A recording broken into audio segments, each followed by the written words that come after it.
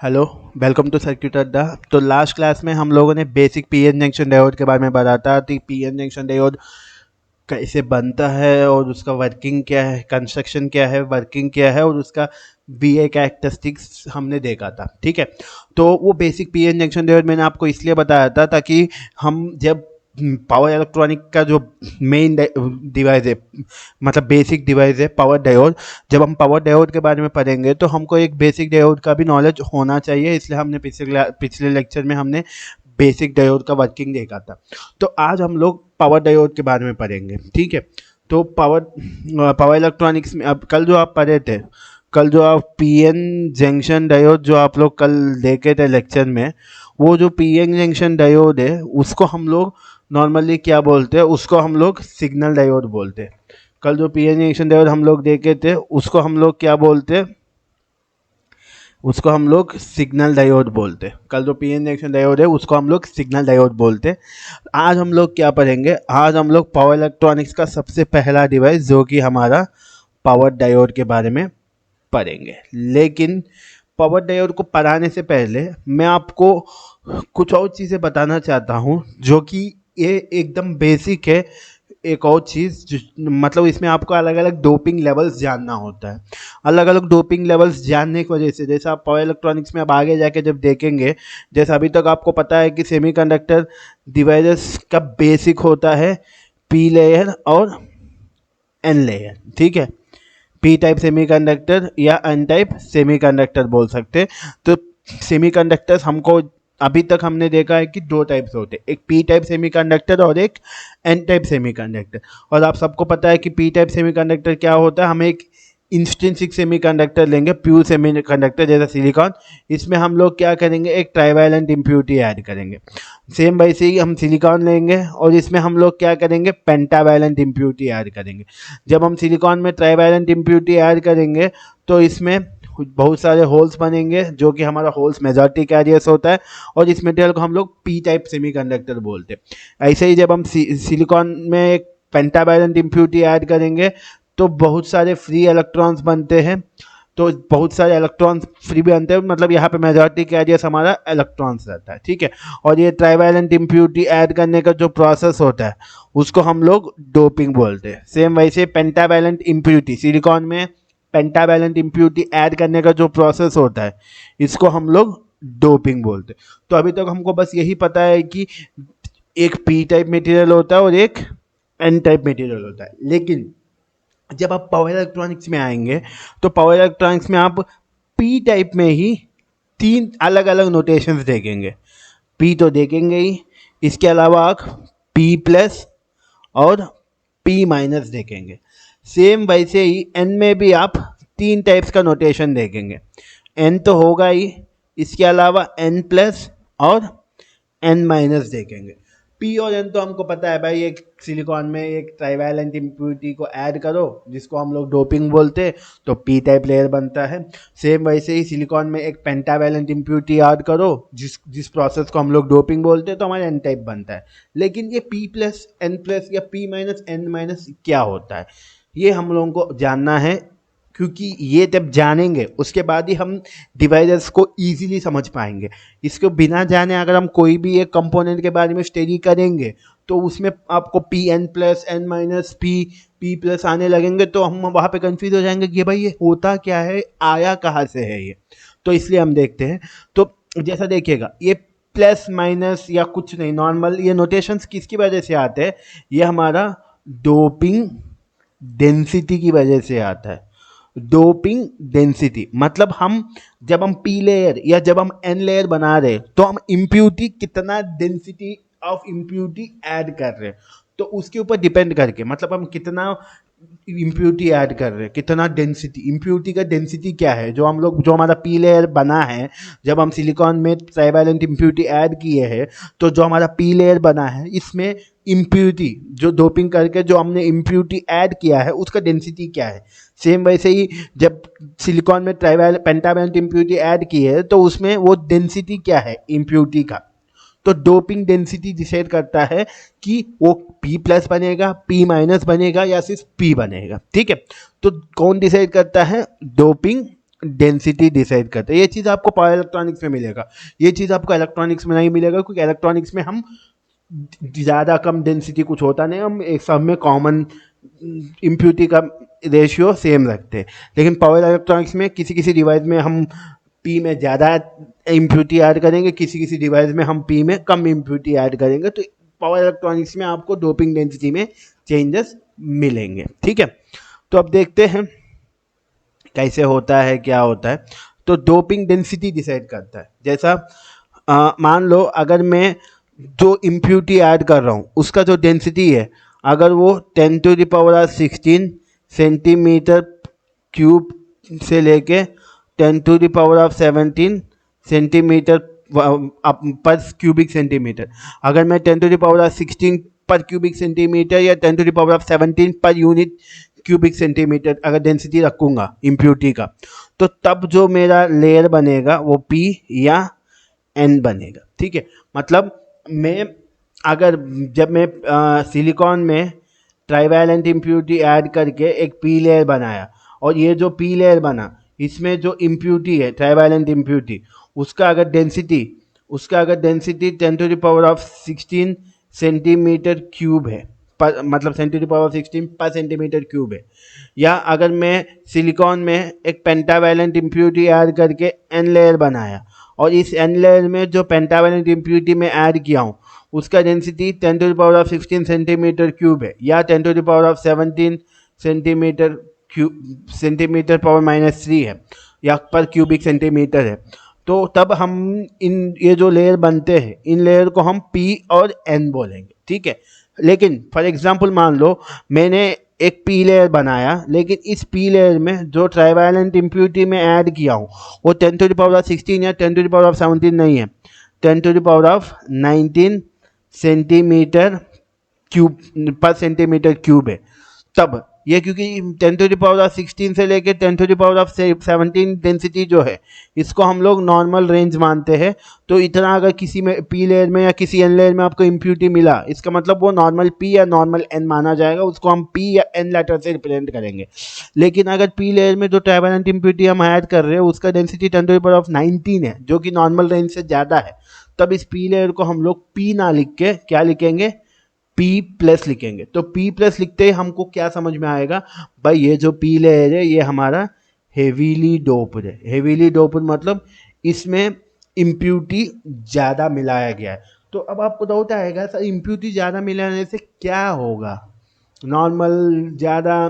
देखिए आप सबको पता है कि सिलिकॉन में कंडक्शन नहीं हो पाएगा, तो सिलिकॉन में हम एक ट्राइवैलेंट इम्प्यूरिटी ऐड कर रहे हैं, तब जाके सिलिकॉन में क्या हो रहा है, फ्री होल्स बन रहे। ठीक है, तो आप अगर ट्राइवैलेंट इम्प्यूरिटी ज़्यादा ऐड करेंगे तो ये जो P लेयर है इसमें नंबर ऑफ होल्स ज़्यादा होंगे।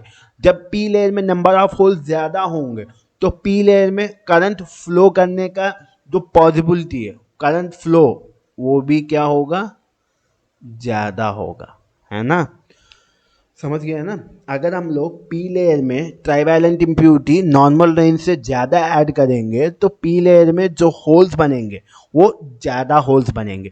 जब P लेयर में होल्स ज़्यादा बनेंगे तो P लेयर में, क्योंकि मैं आपको बोला था करंट होल्स और इलेक्ट्रॉन्स की फ्लो की वजह से होता है, जब P लेयर में ज़्यादा होल्स बनेंगे तो करंट भी ज़्यादा फ्लो कर सकता है। ठीक है, तो कभी भी आप अगर हेवीली डोप्ड P लेयर लिए, मतलब कभी भी अगर आप P+ अगर लेयर लिया तो ये क्या बता रहा है, P+, मतलब इसमें जो इम्प्यूरिटी का डेंसिटी है वो नॉर्मल से ज़्यादा है, मतलब ये हेवीली डोप्ड है। इसमें इम्प्यूरिटी नॉर्मल रेंज जो 10⁻16 से लेकर 10⁻17 जो नॉर्मल रेंज है उससे ज़्यादा मिलाया गया, तो इसमें ज़्यादा होल्स होंगे। ठीक है, जहाँ पे हमको ज़्यादा करंट फ्लो करवाना है, जहाँ पे हमको हाई करंट फ्लो करवाना है, वहाँ पे हम P+ का इस्तेमाल कर सकते हैं। सिमिलरली आपका N+ भी होगा। N+ क्या होगा, सिमिलरली अगर आप N लेयर में पेंटावैलेंट इम्प्यूरिटी ऐड किए, लेकिन ये पेंटावैलेंट इम्प्यूरिटी अब नॉर्मल से ज़्यादा 10⁻19 सेंटीमीटर क्यूब रखे हैं, तो नॉर्मल से जब ज़्यादा रेंज रखेंगे तो इसको हम लोग N+ बोलेंगे। ये हमको क्या बताता है, भाई ये जो N लेयर है ये हेवीली डोप्ड है। हेवीली डोप्ड इसका मतलब इसमें नंबर ऑफ फ्री इलेक्ट्रॉन्स ज़्यादा है तो ये हाई करंट फ्लो करवा सकता है। ठीक है, अब सेम इसका उल्टा भी हो सकता है। सेम इसका उल्टा क्या हो सकता है, अगर हम पी लेयर लिए, ठीक है, अगर हम पी लेयर लिए, इस बार हम पी लेयर में जो ट्राइवैलेंट इम्प्योरिटी ऐड कर रहे हैं तो ये हम लोग नॉर्मल से कम रख के, फॉर एग्जांपल मान लो 10⁻13 पर क्यूबिक सेंटीमीटर रख के, तो नॉर्मल रेंज 10⁻16 से 17 है, मैं इसमें कम रखा हूँ। तो इसको अब हम लोग क्या बोलेंगे, इस पी माइनस से रिप्रेजेंट करेंगे। अगर किसी लेयर के ऊपर माइनस लगा है इसका मतलब इस ये लाइटली डोप्ड है, ये हमारा लाइटली डोप्ड है। लाइटली डोप्ड है इसका मतलब इसमें नंबर ऑफ होल्स का मात्रा कम होगा, मतलब ये जिसमें नंबर ऑफ होल्स का मात्रा कम होगा। अब ये क्यों, तो आप लोगों को डाउट आएगा सर अगर इसमें नंबर ऑफ चार्ज कैरियर्स कम है इसमें ज़्यादा करंट फ्लो नहीं कर पाएगा।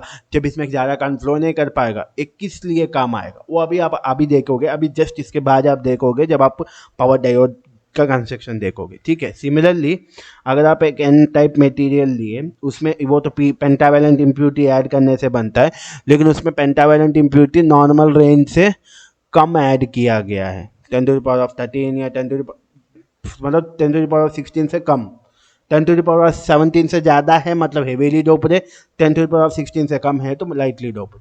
तो अगर मेरा एन लेयर है उसमें पेंटावैलेंट इम्प्योरिटी ऐड किया गया और उसका जो रेंज है वो 10⁻13 सेंटीमीटर क्यूब है या 14 भी हो तब भी लाइटली होता है, तो उसको हम लोग क्या एन माइनस से रिप्रेजेंट करेंगे। ये हमको क्या बताता है कि भाई ये जो एन लेयर है ये लाइटली डोप्ड है, मतलब इसमें डोपिंग का जो लेवल है वो नॉर्मल से कम है।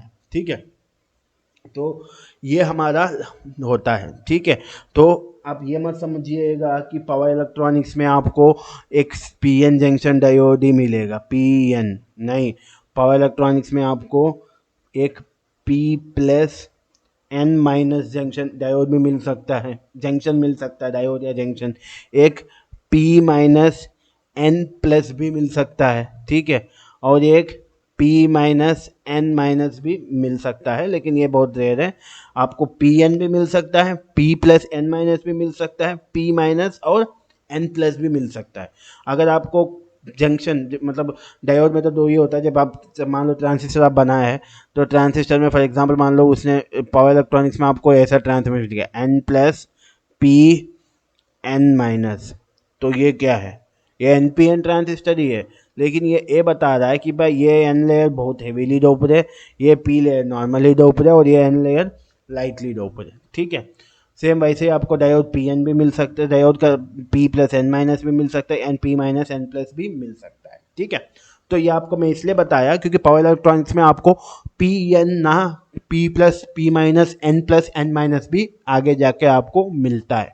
अगर कहीं पी प्लस मिला इसका मतलब वो हेवीली डोप्ड है, उसमें जो इम्प्योरिटी ऐड किया गया है, पी है तो ट्राइवैलेंट, एन है तो पेंटावैलेंट, उसमें जो इम्प्योरिटी ऐड किया है वो नॉर्मल रेंज 10⁻16 से लेकर 17 नहीं है, उससे ज़्यादा है, 17 से ज़्यादा है। अगर पी माइनस मिला तो उसमें इम्प्योरिटी 10⁻16 से कम है। सेम वैसे कहीं पे आपको एन प्लस मिला इसका मतलब उसमें जो पेंटावैलेंट इम्प्योरिटी ऐड किया गया है वो 10⁻17 से ज़्यादा है। अगर आपको एन माइनस मिला मतलब उसमें जो इम्प्योरिटी ऐड किया गया है वो 10⁻16 से कम है। ठीक है, तो ये आप याद रखिएगा। तो अब हम आगे चलेंगे पावर डायोड के बारे में पढ़ने। ठीक है, अब देखते हैं पावर डायोड जो हमारा पावर इलेक्ट्रॉनिक्स का सबसे पहला डिवाइस है। ठीक है, और सबसे सिंपल डिवाइस है।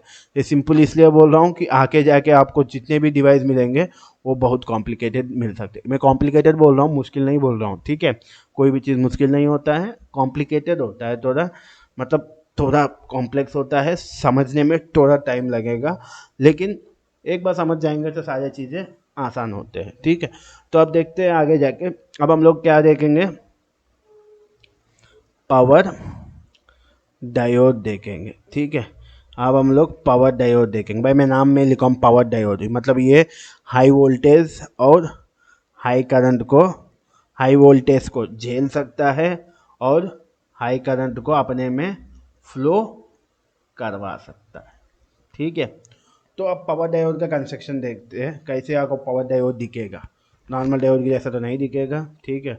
पावर डायोड का कंस्ट्रक्शन ये देखिए, ये जो आया है ये आपका पावर डायोड है। अभी आपका स्क्रीन पे, इसको थोड़ा मैं जूम भी कर देता हूँ अभी। ये इसको थोड़ा कम कर ले। ठीक है। अब देखिएगा, ये आपका पावर डायोड है। अब आपको समझ में आया होगा कि मैंने क्यों ऐसा बोला है, ठीक है। मैं आपसे क्यों बोला हूँ कि भाई power P plus N minus N plus क्यों पढ़ना है। अब आपको स्क्रीन पे दिख रहा है ये पावर डायोड का कंस्ट्रक्शन है। इसमें आप देख सकते हो सब दिख रहा है, पी प्लस एन माइनस, ठीक है। ये पॉजिटिव ये नेगेटिव, ये देखो ये एन माइनस है और ये आपका एन प्लस है और ये आपका पी प्लस, ठीक है। अब अगर आप सोचोगे कि आप में से कुछ लोग ये सोचोगे सर यहाँ पे दो जंक्शन बने हैं, है ना, यहाँ पे दो जंक्शन बने हैं। कुछ लोगों को लगेगा कि सर यहाँ पे दो जंक्शन बने हैं। भाई जंक्शन जंक्शन कब बनता है? जंक्शन तब बनता है अगर आप एक पी लेयर लिए हो और एक एन लेयर जो लिए हो, तो इन दोनों के बीच में जंक्शन बनता है। जंक्शन क्यों बनता है वो आप कल देखे थे। जब आप पी लेयर एन लेयर को अगल बगल में चिपका के रखोगे तो पी लेयर में कुछ होल्स और एन लेयर के कुछ इलेक्ट्रॉन्स आपस में कंबाइन होंगे और उसके बाद इधर साइड नेगेटिव आयंस बनाएंगे और इधर साइड पॉजिटिव आयंस बनाएंगे और ये फर्दर रिकॉम्बिनेशन नहीं होने देंगे। तो ये जंक्शन बनने के लिए आपको एक पी लेयर और आपको एक एन लेयर चाहिए होता है। अगर आप ये मत सोचो कि पी लेयर है और इसके बगल में पी प्लस लेयर है तो ये एक जंक्शन है। ये जंक्शन नहीं है, क्योंकि ये भी पी लेयर है ये भी पी लेयर है। पी ओ जंक्शन बनने के लिए दो डिस्टिंक्ट मटेरियल्स होना चाहिए, सेम नहीं होना चाहिए, ठीक है।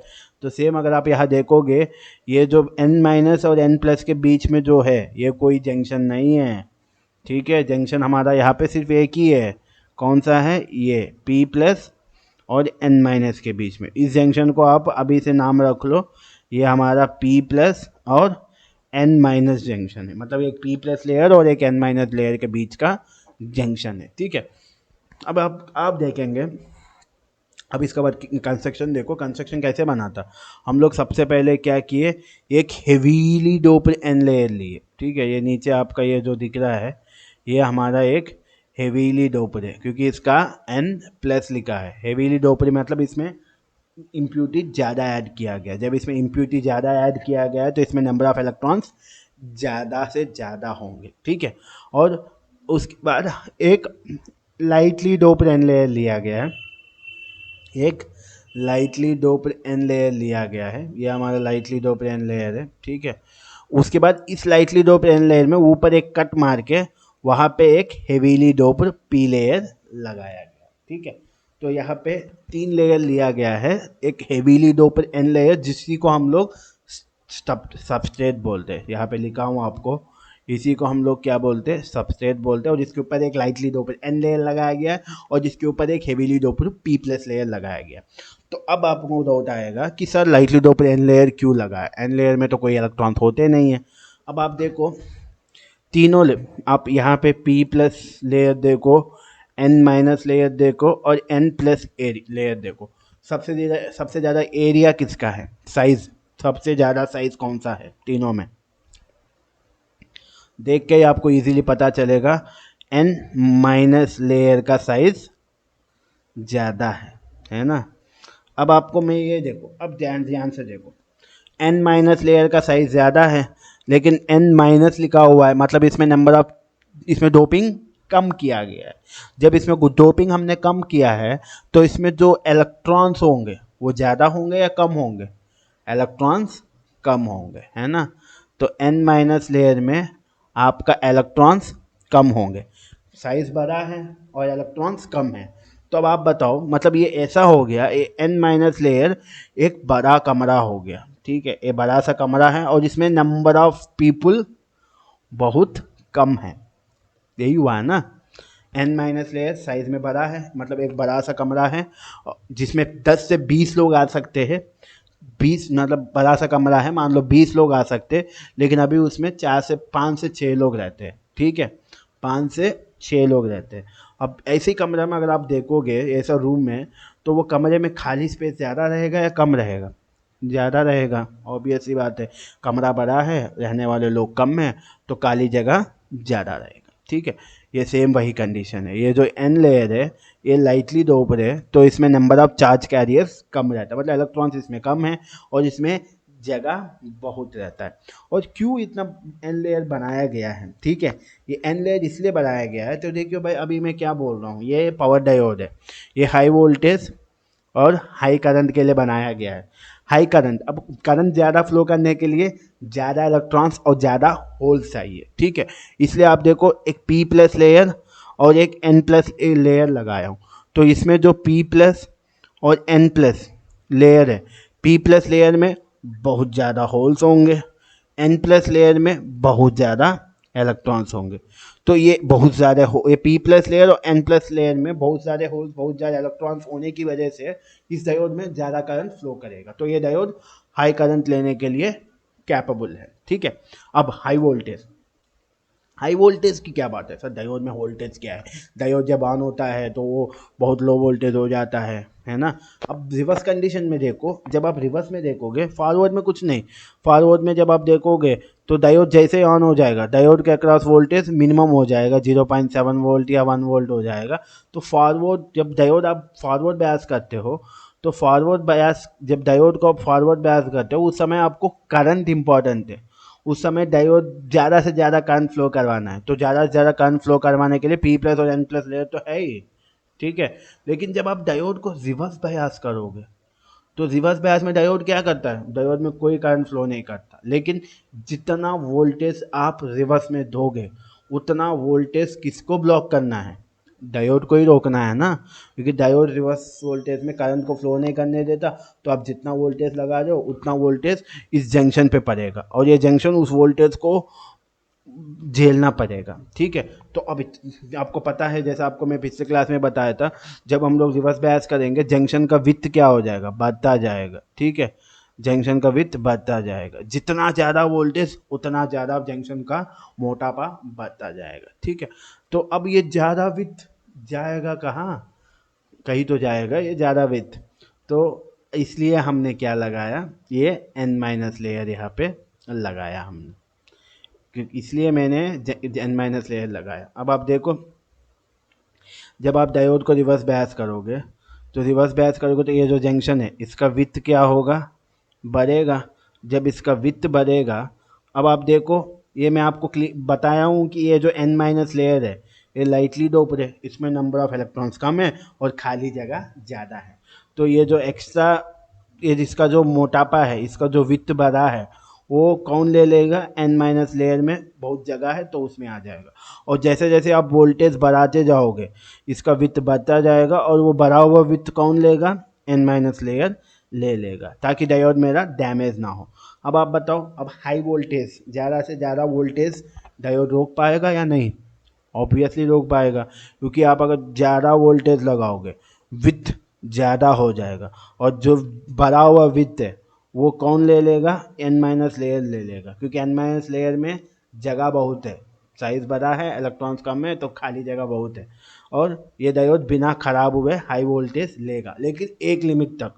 एक लिमिट बाद जब ये पूरा एन माइनस लेयर बढ़ जाएगा, तो तब ये डायोड डैमेज हो जाएगा। लेकिन नॉर्मल डायोड से कंपेयर करोगे तो ये वाला डायोड ज़्यादा से ज़्यादा रिवर्स वोल्टेज लेने का कैपेबिलिटी रखेगा। क्यों रखेगा?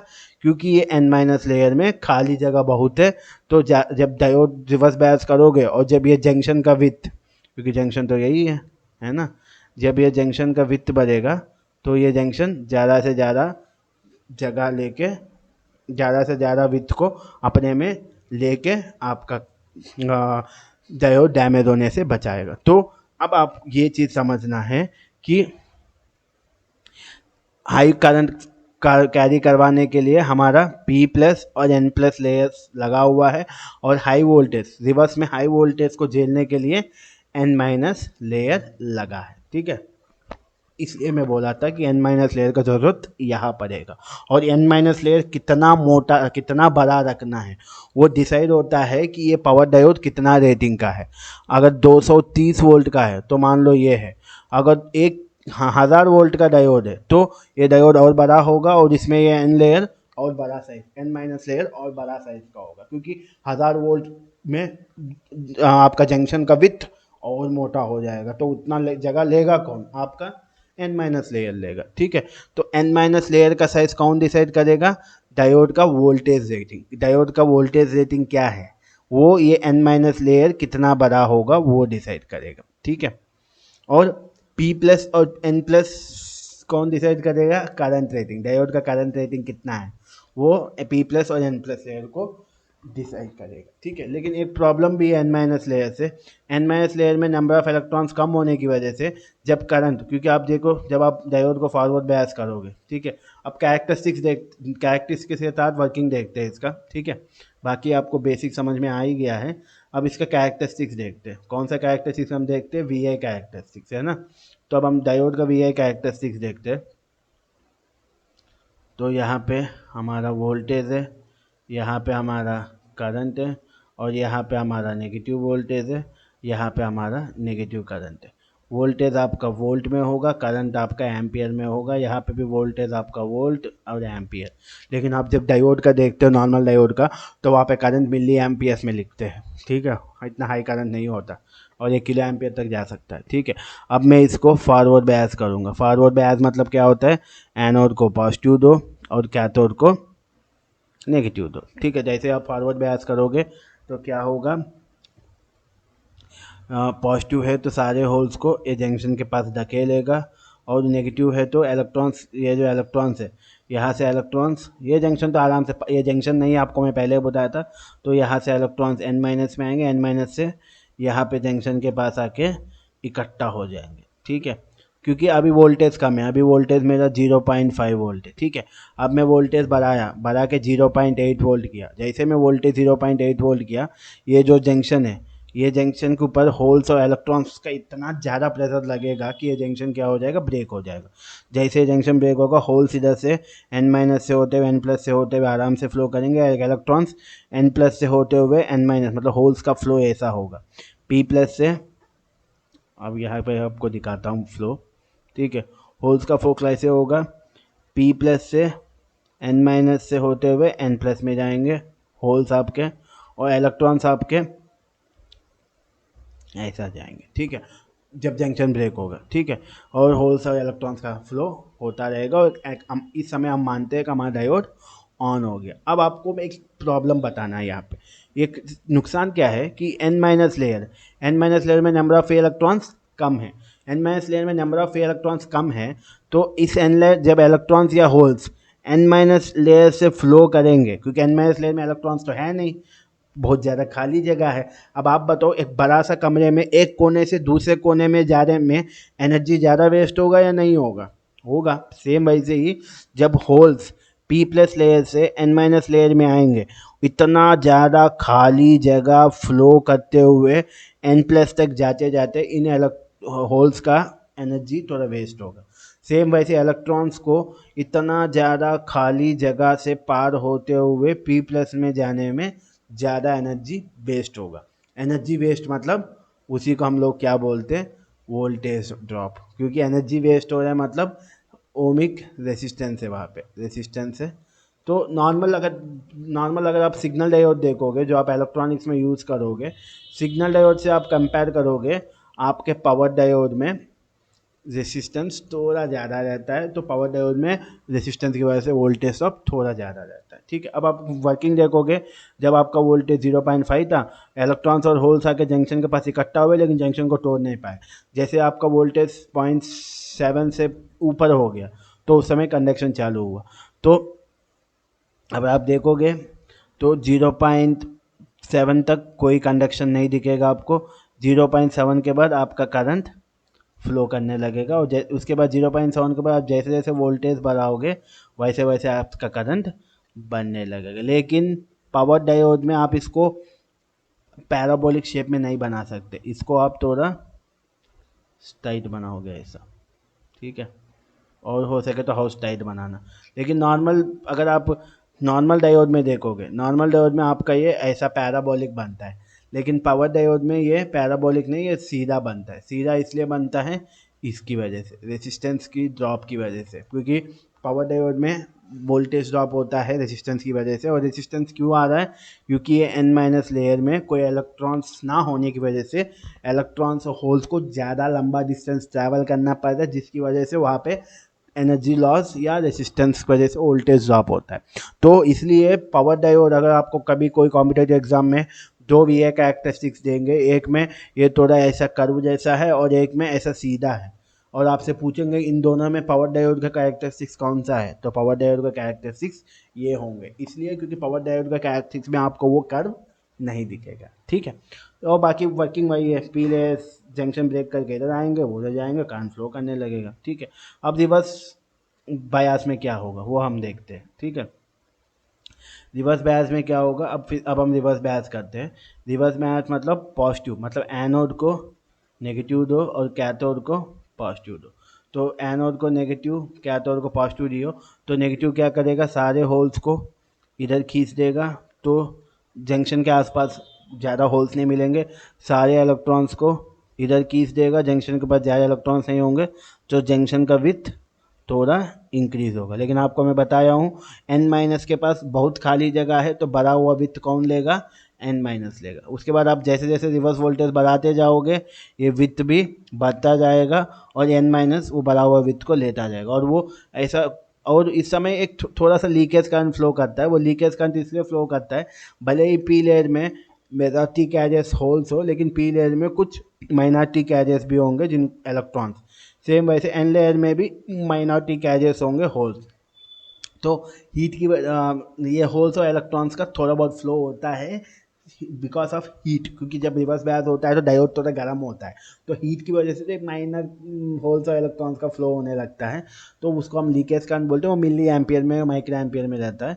तो ये हल्का सा करंट फ्लो करेगा, फ्लो करता रहेगा, और जैसे जैसे आप वोल्टेज बढ़ाओगे जंक्शन का विड्थ बढ़ता जाएगा, बढ़ता जाएगा, और जब ये जंक्शन का विड्थ इतना ज़्यादा बढ़ गया कि ये पूरा एन माइनस लेयर भर गया, तो उसके बाद ये डायोड क्या हो जाएगा, डैमेज हो जाएगा और एकदम हाई करंट फ्लो करेगा।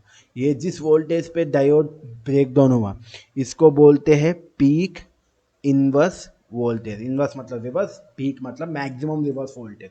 इसलिए जब आप डायोड खरीदते हो, भले कंपनी बोलेगा ये 1000 वोल्ट का डायोड है, मतलब ये आपका फॉरवर्ड वोल्टेज है, ठीक है, और ये रिवर्स वोल्टेज भी बताएगा, ये बोलेगा कि पीक इनवर्स वोल्टेज इसका 1500 वोल्ट है। इसका मतलब ये क्या बता रहा है कि भाई तुम जब डायोड को सप्लाई दोगे, तो तुम ये ध्यान देना कि फॉरवर्ड में 1000 वोल्ट दोगे, तो रिवर्स में भी जब वोल्टेज दोगे तो ये ध्यान देना 1500 से ज़्यादा ना दो, क्योंकि ये डायोड का जो एन माइनस लेयर है, ये ऐसा डिज़ाइन किया जाए कि ये ज़्यादा से ज़्यादा 1500 वोल्ट ले। 1500 वोल्ट के बाद ये जो डिप्लीशन लेयर तुम्हारा बढ़ के एन लेयर में जा रहा है, वो इतना ज़्यादा बढ़ जाएगा कि एन लेयर भी डैमेज हो जाएगा। ठीक है, तो ये आपका पावर डायोड का वर्किंग है। ठीक है, तो फॉरवर्ड बायस में कैसे काम कर रहा है, रिवर्स बायस में कैसे काम कर रहा है, और पी प्लस एन माइनस और एन प्लस का ज़रूरत क्या है। पी प्लस और एन प्लस का ज़रूरत इसलिए है, पी प्लस और एन प्लस की वजह से ज़्यादा से ज़्यादा होल्स और ज़्यादा से ज़्यादा इलेक्ट्रॉन फ्लो करेंगे ताकि हाई करंट फ्लो कर सके। और एन माइनस का ज़रूरत इसलिए है क्योंकि एन माइनस ये डिसाइड करेगा कि ये रिवर्स में कितना ज़्यादा वोल्टेज झेल सकता है, क्योंकि रिवर्स में जब रिवर्स लगाओगे तो जंक्शन का विड्थ बढ़ता है, और बढ़ा हुआ विड्थ एन माइनस ही अपने में लेता है। जितना ज़्यादा एन माइनस उतना ज़्यादा, जितना मोटा एन माइनस उतना ज़्यादा रिवर्स वोल्टेज ये झेल सकता है। ठीक है, तो ये आपका क्या है, पावर डायोड का वर्किंग है। ठीक है, तो अगली क्लास में हम लोग इसी पावर डायोड का ये जो कैरेक्टरिस्टिक्स आप देखे हो, इसको वी आई कैरेक्टरिस्टिक्स या इसको स्टैटिक कैरेक्टरिस्टिक्स बोलते हैं। यहाँ पे इसको स्टैटिक इसलिए बोलते हैं क्योंकि यहाँ पे हमने टाइम के बारे में कुछ बात ही नहीं किया। हम वोल्टेज बढ़ाए तो करंट बढ़ रहा है, वोल्टेज रिवर्स में बढ़ाए तो क्या हो रहा है, यहाँ पे मैं कहीं पे टाइम पे बारे में बात नहीं किया। लेकिन जब टाइम के साथ वोल्टेज बढ़ेगा या घटेगा तो तब क्या होगा, टाइम का कंसिडर हम किए ही नहीं, तो टाइम का कंसिडर नहीं किए तो अगले क्लास में मैं आपको इसी पावर डायोड का रिवर्स रिकवरी कैरेक्टरिस्टिक्स बताऊंगा, जिसमें हम टाइम को भी कंसिडर करते हैं। तो अगले क्लास में हम लोग इस पावर डायोड का रिवर्स रिकवरी कैरेक्टरिस्टिक्स पढ़ेंगे। ठीक है, तो थैंक यू आज का लेक्चर वॉच करने के लिए।